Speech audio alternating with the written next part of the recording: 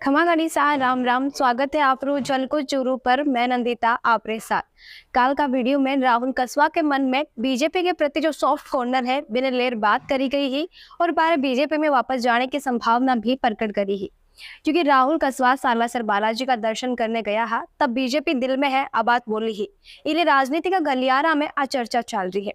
हालांकि मैं काल भी बोली हूँ और आज भी बोल रही हूँ कि राहुल कस्वा आ बात भी बोली कि अभी वे कांग्रेस के साथ ही रहसी। पर एक बात जो सोचने लायक है आ है कि यदि राहुल कस्वा बीजेपी में जावे तब भी कोई दो राय नहीं है, क्योंकि बारी अदावत राजेंद्र राठौड़ है ना कि बीजेपी है।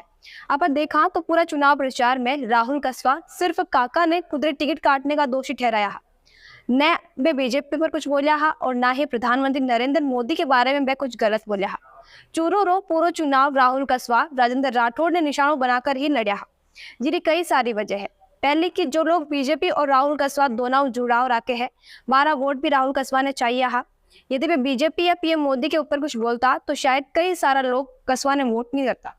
दूसरी वजह है कि बीजेपी और पीएम मोदी पर कुछ भी गलत बोलने हो राहुल कस्वा की छवि भी खराब होती और मोदी जी पर बोलने को बीजेपी मुद्दों पर बनाती कि प्राइम मिनिस्टर पर बोल दिया। तो राहुल कस्वा बहुत सोच समझकर पूरे चुनाव प्रचार के दौरान भाषण दिया है।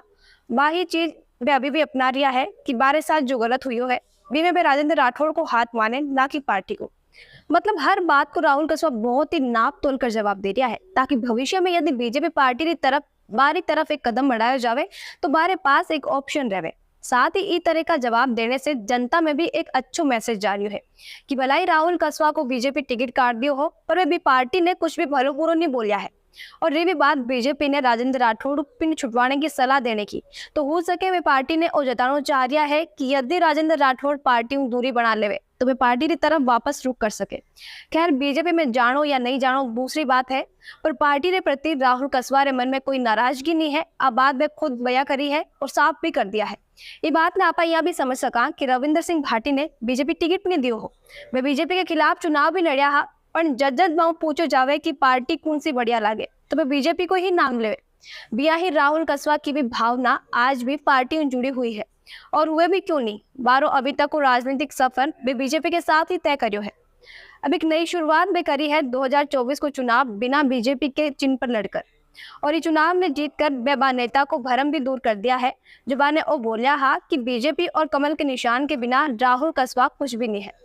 कुल मिलाकर इस चुनाव की वजह राहुल कस्वा को कद और बढ़ गो है। जो राहुल कस्वा चूरू तक ही सीमित था, बारी चर्चा अब दिल्ली तक हुई है और बारी पहुंच भी हो चुकी है। हरियाणा में भी प्रचार करने गया है।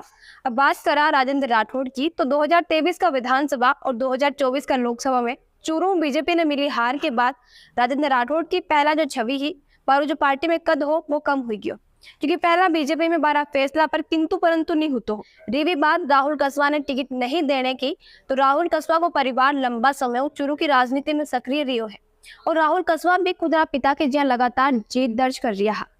इसलिए शायद बारो टिकट काट दियो ताकि अभी देवेंद्र ने तो कदी पराक्रम में मौका मिल सके, क्योंकि हर कोई राजनीति में खुदरा परिवार ने देखना चाहे और राजेंद्र राठौड़ के साथ वाला राजनेता का बच्चा तो राजनीति में उतर भी चुका है। फिर चाहे अशोक गहलोत का बेटा वैभव गहलोत हो या फिर वसुंधरा राजे का बेटा दुष्यंत सिंह हो। वीडियो पर आपका जो भी विचार है कमेंट करके जरूर लिखो, क्योंकि दर्शकारी राय हमारे लिए काफी मायने रखे है। चूरू खबर अपनी खुदरी भाषा राजस्थानी में देखने के लिए सब्सक्राइब करो झलको चूरू ने।